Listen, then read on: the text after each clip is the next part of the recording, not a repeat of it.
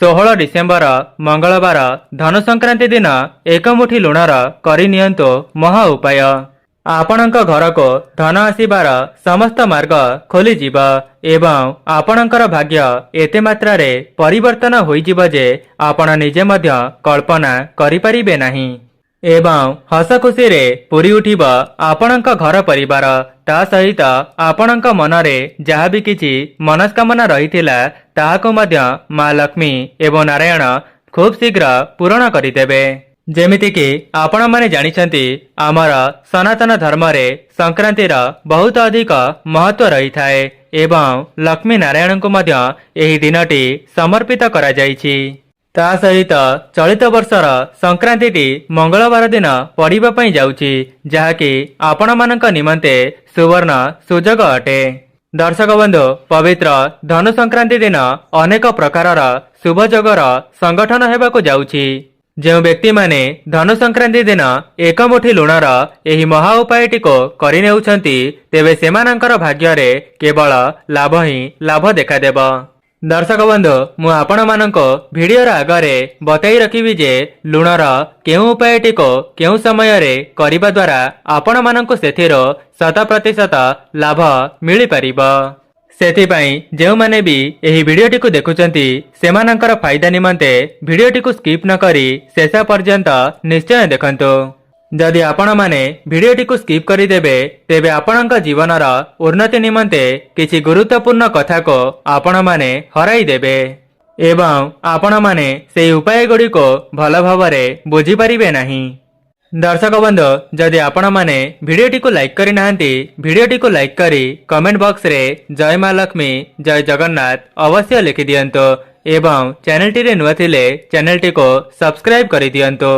दर्शक बंधु, जदि आपण माने बहुत बड़ बड़ पूजा पाठ करिनेबा परे भी आपणकर मनस्कामना पूर्ण हेउ नाही किंबा आपणक घर को धन आसु नाही तेबे आपण माने पवित्र धनु संक्रांति दिन एक मुठी लुणर केवल महा उपायटी को थरे मात्र करिकी देखंतु। एही उपायटी को करिनेबा द्वारा माँ लक्ष्मी एवं नारायणक आशीर्वाद आपणक उपरे एवं आपणक परिवार उपरे वर्षा हेब एवं आपणकर समस्त मनस्कामना खूब शीघ्र पूरण होई जीव। जेउ माने भी आजिर समय रे धनवान होई पारिछंती किंबा सेमानक निकट को धन आसी पारिछि तेबे सेमाने मध्य एही सब उपाय को निज जीवन रे परीक्षा करी देखिचंती, जहा द्वारा सेमानक मध्य एहार शुभ फल मिली पारुछि। आपणक जीवन रे जहा भी किछि समस्या चली थाउ, जेमिति कि धन जनित समस्या हेउ किंबा ऋण कर्ज जनित समस्या हेउ नचेत नूतन चाकरीटीए आपणको मिली पारु नाही, तेबे समस्त क्षेत्र रे लुण ही आपणको साहाय्य करि परिबो एवं आपण माने एही उपायटी को करिकी देखिबा परे निजे ही चमत्कार देखिबा पई पाइबे। दर्शक बंधु, चलित वर्षर धनु संक्रांति मंगलवार दिन पड़ुथिबा हेतु आपण माने माँ लक्ष्मी एवं नारायणक आशीर्वाद को एका साथी रे प्राप्त करि परिबे एवं आपण माने जानिले आश्चर्य हेबे जे जो व्यक्ति उपरे माँ लक्ष्मी एवं नारायणक आशीर्वाद रही जाई थाए सेही व्यक्ति ता जीवन रे बहुत उन्नति करिबा सहित तार परिवार को सुख शांति रे रखी पारि थाए। दर्शक बंधु, एमिति भी किछि लोक अछंती जेउ मानक उपरे पितृदोष किंबा पूर्व जन्मर कौनसी दोष लागि जाई थाए, जहा द्वारा सेमाने निज जीवनटी को बहुत दुख कष्ट रे अतिबाहित करिथांती। ता सहित सेमाने तांका जीवन रे जेते परिश्रम करिनेले मध्य तांका परिश्रम अनुसारे सेमानंकु मूल्य मिली पारे नाही, सेथिपाई सेमाने निज भाग्य को ही दोष देइथांती। तेबे जेउ माने भी एपरी समस्यार सामना करुछंती तेबे आपण माने धनु संक्रांति दिन आपणक घरर एही जगह रे एक मुठी लुण को फिंगी दियंतो। आपण माने जानिचंती आपणक घरर महिला माननको शास्त्र रे माँ लक्ष्मीक स्वरूप भाव रे विवेचना करा जाइछि। सेथिपाई जदि आपण माने निज घरर उन्नति कराइबा पई चाहुचंती तेबे एही उपायटी को थरे मात्र परीक्षा करी देखंतो। जदि भी पुरुष माने एही वीडियोटी को देखुचंती आपण माने एही वीडियोटी देखि सारिबा परे आपणक घरर महिला माननको एही उपायटी करिबा पई कहि दियंतो। କାହିଁକି ନା ଏହି ଉପାୟଟି କରିବାକୁ ଆପଣଙ୍କର ଟଙ୍କାଟେ ମଧ୍ୟ ଖର୍ଚ୍ଚ ହେବ ନାହିଁ। ବରଂ ଯଦି ଆପଣମାନେ ସଠିକ ଉପାୟରେ ଏହି ଉପାୟଟିକୁ କରିଦେଉଛନ୍ତି ତେବେ ଆପଣଙ୍କ ଜୀବନରେ ବହୁତ ବଡ଼ ପରିବର୍ତ୍ତନ ଆସିବା ସହିତ ଆପଣଙ୍କ ଘରକୁ ଧନ ଆସିବାର ମାର୍ଗ ଖୋଲିଯିବ। ଯଦି ଆପଣମାନେ ଚାହିଁବେ ତେବେ ଆପଣଙ୍କ ଘରର ଉନ୍ନତି ନିଜେ କରିପାରିବେ। ସେଥିପାଇଁ କିଛିଟା ବିଶେଷ ଦିନମାନଙ୍କରେ ବିଶେଷ ଉପାୟକୁ କରିନେବା ଦ୍ୱାରା ଆପଣଙ୍କର ହିଁ ମଙ୍ଗଳ ହୋଇଥାଏ। ଯେଉଁମାନଙ୍କ ଘରେ ନକାରାତ୍ମକ ଶକ୍ତି ଭରି ହୋଇ ରହିଥାଏ ତେବେ ସେମାନେ ଏହି ଉପାୟଟିକୁ କରିନେବା ପରେ ସେମାନଙ୍କ ଜୀବନରୁ ନକାରାତ୍ମକ ଶକ୍ତି ଦୂର ହେବା ସହିତ ସେମାନଙ୍କ ଘରେ ସକାରାତ୍ମକ ଶକ୍ତିର ଆଗମନ ହୋଇଥାଏ। ଦର୍ଶକ ବନ୍ଧୁ, ଆମର ସନାତନ ଧର୍ମରେ ଲୁଣର ବହୁତ ଅଧିକ ମହତ୍ତ୍ୱ ରହିଛି ଏବଂ ଏହି ଲୁଣଟି ସମୁଦ୍ରର ଅଂଶ ହୋଇଥିବା ହେତୁ ତା ସହିତ ମା ଲକ୍ଷ୍ମୀ ମଧ୍ୟ ସମୁଦ୍ର ଦେବତାଙ୍କର କନ୍ୟା ଅଟନ୍ତି। ସେଥିପାଇଁ ପ୍ରାଚୀନ କାଳରୁ ମା ଲକ୍ଷ୍ମୀଙ୍କ ସହିତ ଲୁଣର ସମ୍ବନ୍ଧ ରହିଅଛି। ଆପଣମାନେ ଜାଣିଲେ ଆଶ୍ଚର୍ଯ୍ୟ ହେବେ ଯେ ସାମାନ୍ୟ ଦେଖାଯାଉଥିବା ଲୁଣଟି ଆପଣଙ୍କ ଜୀବନରୁ ଦୁଃଖ ଦାରିଦ୍ର୍ୟତାକୁ ଦୂର କରିବାର ସକ୍ଷମ ରଖିଥାଏ। ଯଦି ଆପଣମାନେ ଲୁଣର ସଠିକ ଉପଯୋଗ କରିଦେଉଛନ୍ତି ତେବେ ଆପଣଙ୍କର ଭାଗ୍ୟ ରାତାରାତି ପରିବର୍ତ୍ତନ ହୋଇଯିବ।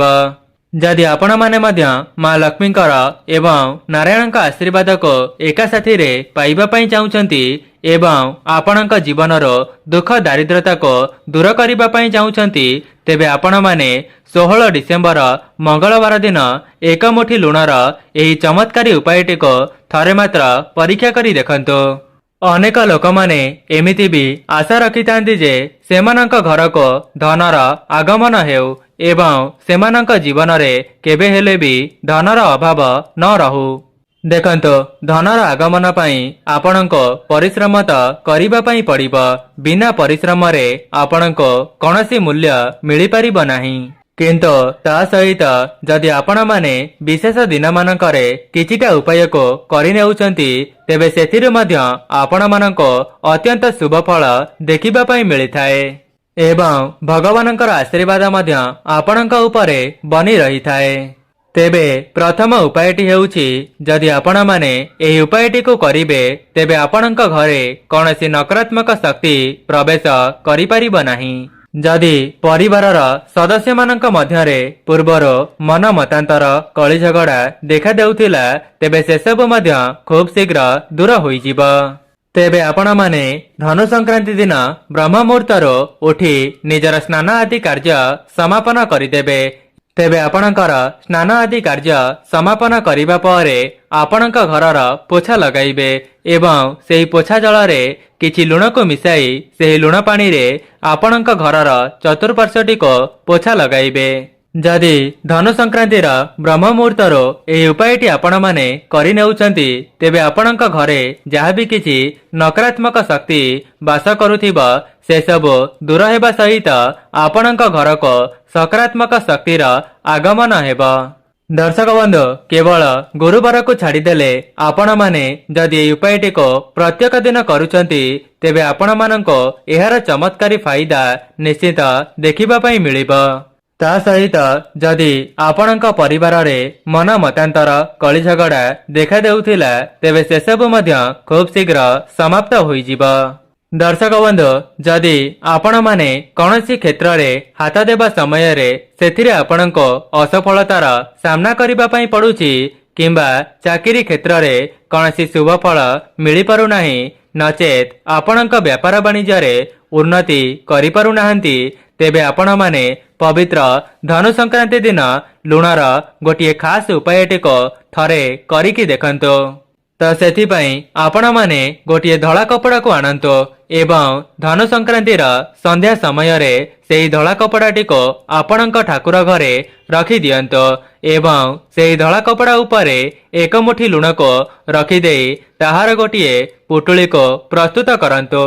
ଏହାର ପୁଟୁଳିକୁ କରିସାରିବା ପରେ ଆପଣମାନେ ମା ଲକ୍ଷ୍ମୀଙ୍କ ନିକଟରେ ପୁଟୁଳିଟିକୁ ଛୁଆଇଁ ଦେଇ ଆପଣଙ୍କ ଘରର ଧନ ରଖୁଥିବା ସ୍ଥାନରେ ରଖିଦେବେ।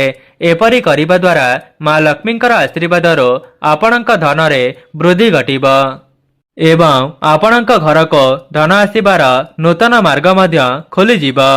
ଆପଣମାନେ କେବଳ ଏତିକି କରିନେବା ଦ୍ୱାରା ଆପଣଙ୍କ ଜୀବନରେ ଖୁବ୍ ଶୀଘ୍ର ଉନ୍ନତି ଆସିବ। ଯେଉଁମାନେ ନୂତନ ଚାକିରିର ସନ୍ଧାନ କରୁଥିଲେ ତେବେ ସେମାନଙ୍କୁ ମଧ୍ୟ ନିଜ ମନ ମୁତାବକ ଚାକିରିଟିଏ ଖୁବ୍ ଶୀଘ୍ର ପ୍ରାପ୍ତ ହୋଇଯିବ। ଯେଉଁମାନଙ୍କର ବ୍ୟାପାର ବାଣିଜ୍ୟ ଅଛି ତେବେ ସେମାନେ ସେହି ପୁଟୁଳିଟିକୁ ଆଣି ସେମାନଙ୍କର ବ୍ୟାପାର ବାଣିଜ୍ୟ କ୍ଷେତ୍ରରେ ରଖିଦେବେ। ଏପରି କରିବା ଦ୍ୱାରା ମଧ୍ୟ ସେମାନଙ୍କ ବ୍ୟାପାର ବାଣିଜ୍ୟ ଭଲରେ ଚାଲିବା ପାଇଁ ଲାଗିବ। ତେବେ ଯେଉଁମାନେ ବି ଏହି ଭିଡିଓଟିକୁ ଦେଖୁଛନ୍ତି ଆପଣମାନେ ପବିତ୍ର ଧନୁ ସଂକ୍ରାନ୍ତି ଦିନ ଏହି ଉପାୟଟିକୁ ଥରେ ମାତ୍ର ପରୀକ୍ଷା କରି ଦେଖନ୍ତୁ। ଯଦି ଆପଣଙ୍କର ଏହି ଉପାୟଟି କରିବା ଦ୍ୱାରା ମା ଲକ୍ଷ୍ମୀ ଏବଂ ନାରାୟଣ ପ୍ରସନ୍ନ ହୋଇଯାଆନ୍ତି ତେବେ ଆପଣଙ୍କ ଜୀବନରୁ ଧନଜନିତ ସମସ୍ୟାକୁ ସମୂଳେ ନାଶ କରିଦେବେ। ଯେଉଁମାନଙ୍କର ଆର୍ଥିକ ସ୍ଥିତି ବିଗିଡ଼ି ଯାଇଥିଲା ତେବେ ସେମାନଙ୍କର ଆର୍ଥିକ ସ୍ଥିତି ମଧ୍ୟ ସୁଦୃଢ଼ ହୋଇଯିବ। ତା ସହିତ ସେମାନଙ୍କ ପରିବାର ଉପରେ ମା ଲକ୍ଷ୍ମୀ ଏବଂ ନାରାୟଣଙ୍କ ଆଶୀର୍ବାଦ ସଦାସର୍ବଦା ରହିବ। ଦର୍ଶକ ବନ୍ଧୁ, ଏବେ ଆସନ୍ତୁ ଜାଣିନେବା ଏକ ମୁଠି ଲୁଣର ସଠିକ ପ୍ରୟୋଗ କରିବା ଦ୍ୱାରା ଆପଣଙ୍କ ଜୀବନରେ କିଭଳି ଭାବରେ ଉନ୍ନତି ଆସିବ। ଏକ ମୁଠି ଲୁଣ ଆପଣଙ୍କ ଜୀବନକୁ କିଭଳି ଭାବରେ ପରିବର୍ତ୍ତନ କରିବ। ଯଦି କୌଣସି ଜାଗାରେ ଆପଣଙ୍କର ପଇସା ଫସି ଯାଇଥିଲା କିମ୍ବା ପଇସାଟି ଆପଣଙ୍କ ନିକଟକୁ ଆସୁନଥିଲା ତେବେ ଆପଣମାନେ ଏହି ଉପାୟଟି କରିନେବା ପରେ ଧନଟି ଆପଣଙ୍କ ଆଡ଼କୁ ଆକର୍ଷିତ ହୋଇ ଆସିବ ଏବଂ ଆପଣଙ୍କର ପଇସା ଚିନ୍ତା ସମ୍ପୂର୍ଣ୍ଣ ଦୂର ହୋଇଯିବ। ତେବେ ଆପଣମାନେ ଗୋଟିଏ କାଚ ପାତ୍ରକୁ ନେଇ ଆସିବେ ଏବଂ ସେହି କାଚ ପାତ୍ରରେ ଲୁଣଟିକୁ ଭରିଦେବେ। ଏହାପରେ ସେହି ଲୁଣ ପାତ୍ରଟିକୁ ନେଇ ଆପଣଙ୍କର ବାଥରୁମରେ ରଖିଦେବେ। ଧ୍ୟାନ ରଖିବେ ଆପଣମାନେ ଧନୁ ସଂକ୍ରାନ୍ତିର ସନ୍ଧ୍ୟା ସମୟରେ ଏହି ଉପାୟଟିକୁ କରିବା ପାଇଁ। କାହିଁକି ନା ସମସ୍ତ ଦେବାଦେବୀମାନେ ସନ୍ଧ୍ୟା ସମୟରେ ମର୍ତ୍ତ୍ୟମଣ୍ଡଳରେ ବିଚରଣ କରିଥାନ୍ତି।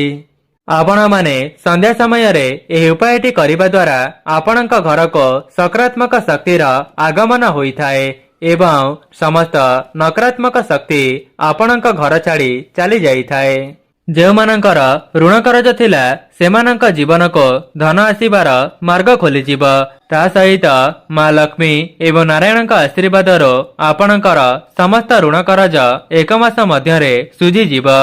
ଯଦି ପୂର୍ବରୁ ଆପଣଙ୍କର କୌଣସି ବଦଖର୍ଚ୍ଚ ପାଇଁ ଆପଣଙ୍କ ନିକଟରେ ଟଙ୍କା ସଞ୍ଚୟ ହୋଇ ରହିପାରୁନଥିଲା ତେବେ ଏହି ଉପାୟଟି କରିବା ପରେ ଆପଣଙ୍କ ନିକଟରେ ଟଙ୍କା ସଞ୍ଚୟ ହେବା ଆରମ୍ଭ ହୋଇଯିବ। ଦର୍ଶକ ବନ୍ଧୁ, ଏକ ମୁଠି ଲୁଣକୁ ଶୁକ୍ରଦେବଙ୍କର କାରକ ବୋଲି ମାନାଯାଇଥାଏ। ଯେଉଁ ବ୍ୟକ୍ତିଙ୍କର ଶୁକ୍ର ଗ୍ରହଟି ମଜବୁତ ରହିଥାନ୍ତି ତେବେ ସେହି ବ୍ୟକ୍ତି ଧନବାନ ହେବା ସହିତ ତା ଜୀବନରେ ବହୁତ ଉନ୍ନତି କରିଥାଏ। ଯଦି ଆପଣମାନେ ବି ଆପଣଙ୍କ ଶୁକ୍ର ଗ୍ରହକୁ ମଜବୁତ କରିବା ପାଇଁ ଚାହୁଁଛନ୍ତି ତେବେ ଆପଣମାନେ ଧନୁ ସଂକ୍ରାନ୍ତିର ସନ୍ଧ୍ୟା ସମୟରେ ଅର୍ଥାତ୍ 7ଟାରୁ 8ଟା ମଧ୍ୟରେ ଗୋଟିଏ ଲାଲ କପଡ଼ାକୁ ପ୍ରସ୍ତୁତ କରିବେ। ତେବେ ଆପଣମାନେ ସେହି ଲାଲ ରଙ୍ଗର କପଡ଼ାଟିକୁ ନେଇ ଆପଣଙ୍କ ଠାକୁର ଘରେ ବିଛାଇ ଦେବେ। ଏହାପରେ ଏକ ମୁଠି ଲୁଣକୁ ସେହି ଲାଲ କପଡ଼ା ଉପରେ ରଖି ମା ଲକ୍ଷ୍ମୀଙ୍କ ନିକଟରେ ଗୋଟିଏ ଦୀପକୁ ପ୍ରଜ୍ୱଳନ କରିବେ। ସେହି ଦୀପଟିକୁ ପ୍ରଜ୍ୱଳନ କରିସାରିବା ପରେ ସେହି ଲୁଣର ଗୋଟିଏ ପୁଟୁଳିକୁ ପ୍ରସ୍ତୁତ କରିବେ ଏବଂ ମା ଲକ୍ଷ୍ମୀଙ୍କ ନିକଟରେ ଛୁଆଇଁ ଦେଇ ଆପଣଙ୍କ ଶୋଇବା କକ୍ଷରେ ନେଇକରି ରଖିଦେବେ। ଏହାକୁ କରିବା ଦ୍ୱାରା ଆପଣଙ୍କର ଶୁକ୍ର ଗ୍ରହ ମଜବୁତ ହୋଇଯିବେ। ତା ସହିତ ମା ଲକ୍ଷ୍ମୀଙ୍କର ସ୍ଥିର ବାସ ଆପଣଙ୍କ ଘରେ ସଦାସର୍ବଦା ରହିବ। ଯଦି ପୂର୍ବରୁ ଆପଣଙ୍କୁ କୌଣସି କାର୍ଯ୍ୟରେ ଲାଭ ମିଳିପାରୁନଥିଲା ତେବେ ଏହି ଉପାୟଟି କରିବା ପରେ 100% ଲାଭ ଆପଣଙ୍କୁ ମିଳିବ। ଦର୍ଶକ ବନ୍ଧୁ, ମୁଁ ଆପଣମାନଙ୍କୁ ଲୁଣର ଗୋଟିଏ ରାମବାଣ ଉପାୟ କହି ରଖୁଛି ଯାହାକୁ କରିବା ଦ୍ୱାରା ମା ଲକ୍ଷ୍ମୀ ଏବଂ ନାରାୟଣଙ୍କ ଆଶୀର୍ବାଦ ଆପଣଙ୍କ ପରିବାର ଉପରେ ସଦାସର୍ବଦା ରହିବ। ସେଥିପାଇଁ ଆପଣମାନେ ଧନୁ ସଂକ୍ରାନ୍ତିର ସନ୍ଧ୍ୟା ସମୟରେ ଏକ ମୁଠି ଲୁଣକୁ ନେଇଯିବେ ଏବଂ ସେହି ଲୁଣଟିକୁ ନେଇ ଆପଣଙ୍କ ମୁଖ୍ୟଦ୍ୱାର ସାମ୍ନାରେ ଛିଡ଼ା ହୋଇଯିବେ।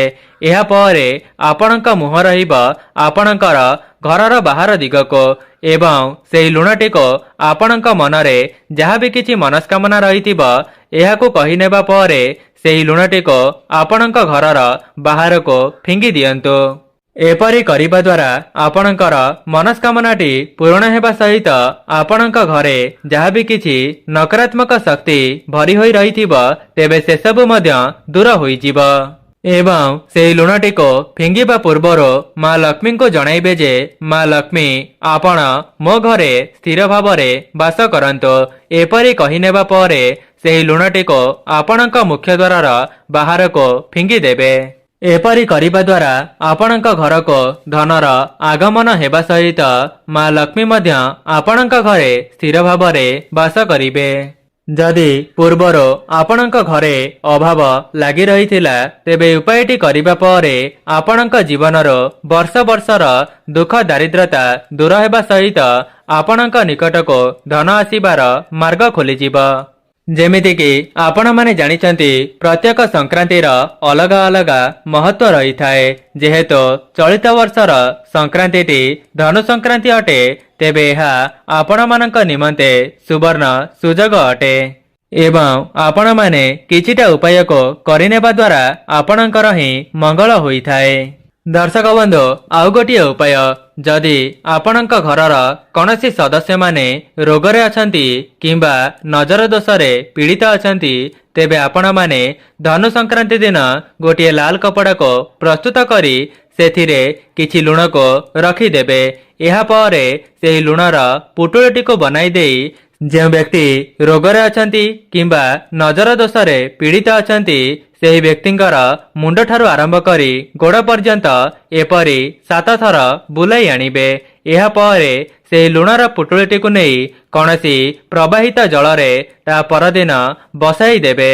ତା ପରଦିନ କୌଣସି ନଦୀର ପ୍ରବାହିତ ଜଳରେ ଭସାଇ ଦେବେ। ଆପଣମାନେ ଏପରି ସେହି ବ୍ୟକ୍ତିଙ୍କର ଚାରିପଟେ ବୁଲାଇ ଆଣିବା ପରେ ତା ପରଦିନ ସେହି ପୁଟୁଳିଟିକୁ ନେଇ କୌଣସି ପ୍ରବାହିତ ଜଳରେ ବିସର୍ଜନ କରିଦେବେ। କେବଳ ଏତିକି କରିନେବା ଦ୍ୱାରା ସେହି ବ୍ୟକ୍ତିଟି ରୋଗରୁ ମୁକ୍ତି ହେବା ସହିତ ନଜର ଦୋଷରୁ ମଧ୍ୟ ମୁକ୍ତି ପାଇଯିବେ। ଆପଣମାନେ ହୁଏତ ବିଶ୍ୱାସ କରିପାରିବେ ନାହିଁ, ସେହି ପୁଟୁଳିର ଏତେ ମାତ୍ରାରେ ଚମତ୍କାରୀ ଶକ୍ତି ରହିଛି ଯେ ସେହି ବ୍ୟକ୍ତିର ନଜର ଦୋଷକୁ ନିଜ ଆଡ଼କୁ ଆକର୍ଷିତ କରିଥାଏ ଏବଂ ସେହି ବ୍ୟକ୍ତିର ଜୀବନକୁ ସକାରାତ୍ମକ ଶକ୍ତିରେ ଭରି ଦେଇଥାଏ। ତେବେ ଦର୍ଶକ ବନ୍ଧୁ, ଏହା ଥିଲା ଲୁଣର କିଛିଟା ବିଶେଷ ଉପାୟ ଯାହାକୁ ଆପଣମାନେ ପବିତ୍ର ଧନୁ ସଂକ୍ରାନ୍ତି ଦିନ କରିନେବା ଦ୍ୱାରା ଆପଣଙ୍କ ଜୀବନରେ 100% ପରିବର୍ତ୍ତନ ଆସିବ। ଦର୍ଶକ ବନ୍ଧୁ, ଯଦି ଆପଣମାନଙ୍କୁ ଭିଡ଼ିଓଟି ଭଲ ଲାଗିଥାଏ ଭିଡ଼ିଓଟିକୁ ଲାଇକ୍ କରି କମେଣ୍ଟ ବକ୍ସରେ ଜୟ ମା ଲକ୍ଷ୍ମୀ ଜୟ ଜଗନ୍ନାଥ ଅବଶ୍ୟ ଲେଖିଦିଅନ୍ତୁ। ଚ୍ୟାନେଲଟିରେ ନୂଆ ଥିଲେ ଚ୍ୟାନେଲଟିକୁ ସବସ୍କ୍ରାଇବ କରିଦିଅନ୍ତୁ।